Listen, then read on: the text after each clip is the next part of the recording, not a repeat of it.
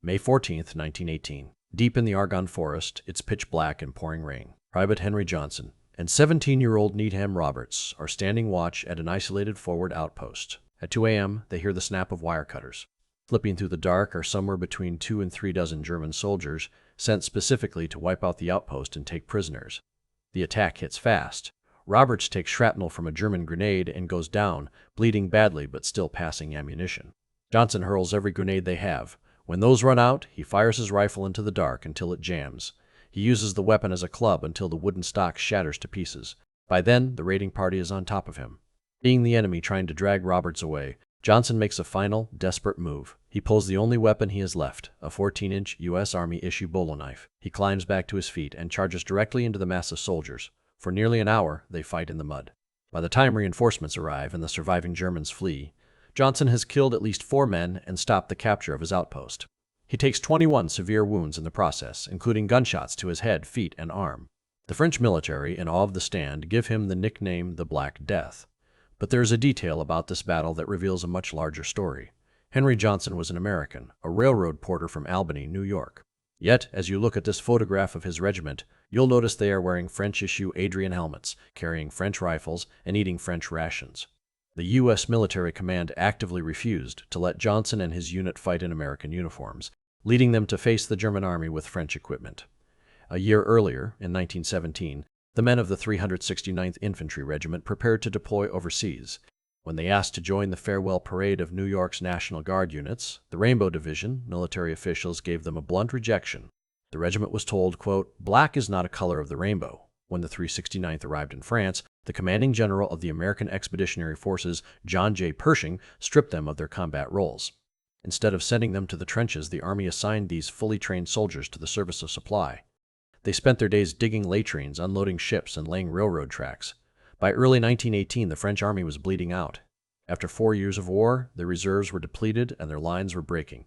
Facing a desperate manpower crisis, Pershing finally handed the 369th over to the French 16th Division. As they transferred command, the U.S. Army issued an internal memo to French officers titled Secret Information Concerning Black American Troops. It laid out explicit instructions. It demanded that the French enforce strict racial segregation and warned them not to treat the black soldiers as equals. The French military looked at the memo and completely ignored it. They needed soldiers. They fully integrated the 369th into their ranks and equipped them from head to toe with French combat gear. By trying to bury these men as manual laborers, the American military inadvertently freed them from the paralyzing grip of its own segregation. The 369th was finally allowed to fight, and they were about to set an astonishing combat record. This diagram shows the time spent on the front lines by American units. Most regiments rotated out after brief periods. The 369th entered the trenches on April 8, 1918, and they did not leave. They endured artillery barrages and chemical attacks for 191 consecutive days. No other American regiment spent longer under continuous enemy fire. During that entire 6-month span, they suffered roughly 1,500 casualties, the highest of any American regiment. Yet, they never retreated. They never surrendered a single inch of ground to the enemy, and they never lost a single soldier to capture. While they were holding the line, the regiment was also executing a secondary mission. Look at this photo of their band leader, Lieutenant James Reese Europe. Before the war, he was one of America's most celebrated musicians. When he enlisted, he recruited top talent, including 18 Afro-Puerto Rican musicians, to build the finest military band in the entire army. As they traveled thousands of miles across France, playing at hospitals and military camps, European crowds heard something they had never experienced before. In images like this, you can see the brass section performing syncopated rhythms and blues tonalities. They were effectively introducing jazz to the European continent. The Harlem Hellfighters executed a dual campaign. They secured the physical terrain with unrelenting military grit and simultaneously captured the culture with a revolutionary American sound. When the war ended, they returned as heroes. On February 17, 1919, 3,000 veterans of the 369th marched up Fifth Avenue into the heart of Harlem. Enormous crowds of New Yorkers lined the streets, cheering. Henry Johnson rode at the center of the parade in an open car. Because of a metal plate in his shattered foot, he couldn't march. The press widely hailed him as one of the bravest men to fight in the entire war, and the crowd wept as he passed. But that celebration evaporated in months. From April to November 1919, the United States erupted in sustained racial violence known as the Red Summer. Riots tore through Chicago, Washington, D.C., and other cities, leaving black neighborhoods in ashes. During the Red Summer, mobs lynched 53 African Americans. At least 12 of them were World War I veterans. Some were murdered while still wearing the exact uniforms they had worn in France.